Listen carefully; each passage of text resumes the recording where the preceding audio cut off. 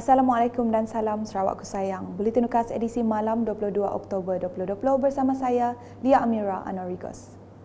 Tumpuan berita. Penduduk di Macan menerima dua perkabaran gembira apabila Ketua Menteri Sarawak, Datuk Petinggi Dr. Abang Abdul Rahman Zohari Tun Datuk Abang Openg meluluskan dua projek untuk manfaat rakyat di kawasan berkenaan. Projek pertama ialah pembinaan jalan raya sepanjang 10 km dari Nanga Jerangku ke Ulu Macan yang akan menghubungkan para penduduk dari 10 buah rumah panjang. Manakala projek kedua pembinaan tebingan Sungai Macan yang melibatkan peruntukan sebanyak 3 juta ringgit.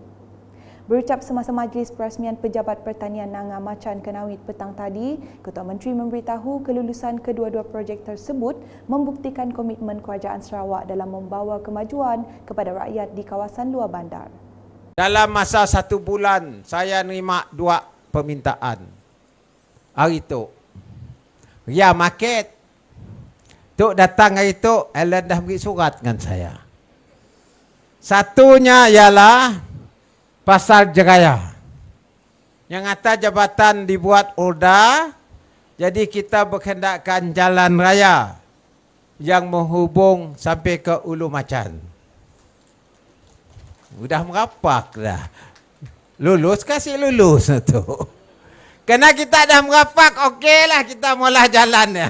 Sampai ke Ulu Macan di bawah order. Saya dah madah dengan timbalan pengusi order. Kita buat jambatan, masuklah terus dengan jalan. Surat kedua, Kenawit pun ada depan berpola, Tafran. Song pun berpola. Dan Macan tu, wakil rakyat kita mau pola.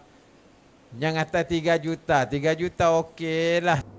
Dalam pada itu, Ketua Menteri memberitahu kerajaan negeri sentiasa memberi keutamaan terhadap aspek keselamatan makanan kepada rakyat dalam tempoh jangka masa panjang. Sehubungan itu, jelasnya kerajaan telah memperuntukkan dana kira-kira 700 juta ringgit bagi mengukuhkan pembangunan pertanian dan pengeluaran makanan di negeri ini. Ini tu wang laka hal food security, keselamatan makanan. Orang banyak kini tu, population kita bertambah di kawasan tu. Singapura, negeri kecil, population 6 juta, semua mau makan. Yang ada tanah untuk bertanam. Maka kita yang dekat Singapura, kita hantarkanlah. Minggu lepas, saya diberitahu kita dah hantar midin, pakuk midin ke Singapura. Dan berjual di supermarket Singapura. Dia menggunakan kapal terbang Scoot. Menghantarkan midin. Turut hadir dalam majlis tersebut ialah Timbalan Ketua Menteri Sarawak Datuk Amar Douglas Ugah Bas dan Adun Macan Alan Sidin Gramong. Berita seterusnya, Kerajaan Sarawak sentiasa komited dalam menjaga kepentingan serta melindungi hak-hak negeri ini. Timbalan Ketua Menteri merangkap Presiden Parti Rakyat Sarawak PRS Tan Sri Datuk Amar Dr. James Jemut Masin berkata, ini jelas dilihat dengan Sarawak mempunyai autonomi immigration sendiri yang berperanan penting dalam mengekang penularan pandemik COVID-19. The current COVID-19 pandemic proved the wisdom of our forefathers' demand for Sarawak to have its own immigration autonomy. Beliau berkata demikian semasa berucap dalam majlis makan malam ulang tahun PRS yang ke-16 di Borneo Convention Center Kuching pada Rabu.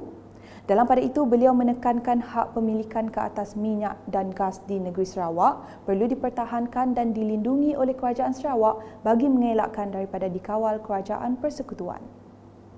Selanjutnya, Pertubuhan Peladang Kawasan PPK dan Pertubuhan Peladang Negeri Sarawak PPNS memainkan peranan yang sangat penting dalam sektor pertanian di negeri ini.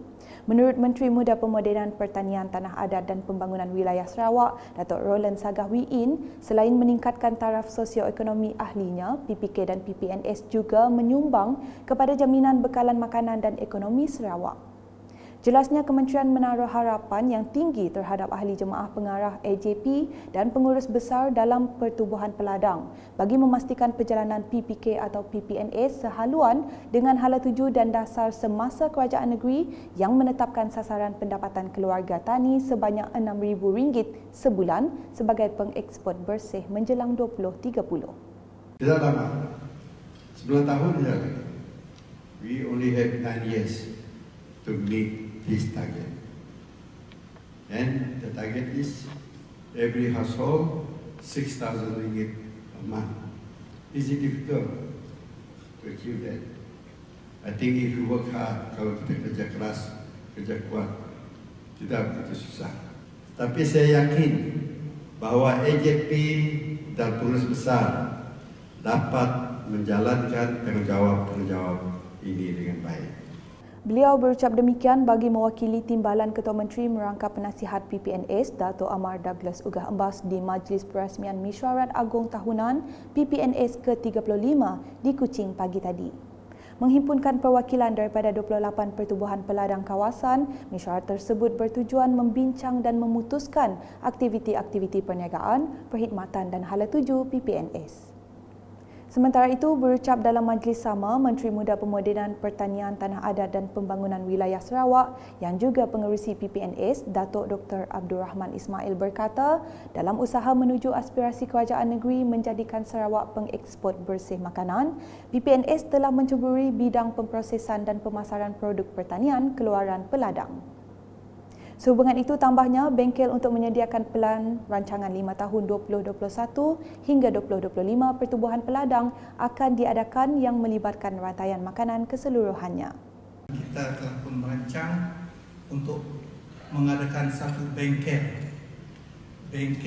pelan rancangan 5 tahun 2021-2025 pertubuhan peladang yang kita rancang kita adakan pada awal bulan Disember yang melibatkan Kementerian Mandarin, PPNS keseluruhan PPK 28 dan juga agensi-agensi yang berkaitan. Beralih ke perkembangan COVID-19. Jumlah keseluruhan kes positif di Sarawak hari ini meningkat kepada 770 kes susulan 1 kes dikesan di daerah Kuching. Jawatankuasa Pengurusan Bencana Negeri Sarawak melalui kenyataan media memaklumkan kes merupakan jangkitan tempatan melibatkan seorang warga emas yang dikesan melalui saringan kemasukan hospital dan mempunyai kontak rapat dengan kes sebelum ini. Kes juga mempunyai sejarah penyakit kencing manis, tekanan darah tinggi dan kandungan lipid darah tidak normal. Sekian edisi malam bersama saya Lia Amira dan kru penerbitan. Dapatkan pelbagai berita terkini Sarawak di Facebook, Instagram, Twitter, aplikasi Telegram UKAS serta UKAS Channel di YouTube. Salam UKAS.